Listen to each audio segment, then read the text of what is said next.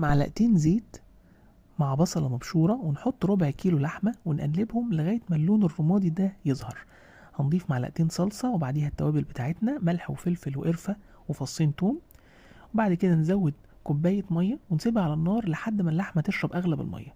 نروح للمكرونة هنسلقها، هنغلي المية ونضيف المكرونة ونسيبها على النار 7 دقايق، وبعد كده نصفيها. نروح للبشاميل، كيلو لبن وعليه كيس خلطة بشاميل، ونقلبها لحد ما تتقل بالشكل ده. نجهز بقى الصينية بتاعتنا. أول حاجة هندهنها بالزيت وحبة بشاميل، بعد كده نضيف نص كمية المكرونة، بعدها ربع كمية البشاميل، بعدها كل اللحمة بتاعتنا، بعدها الباقي من المكرونة والباقي من البشاميل. وعلى الوش هنرش جبنة موتزاريلا.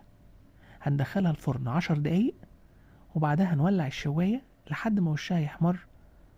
وألف هنا.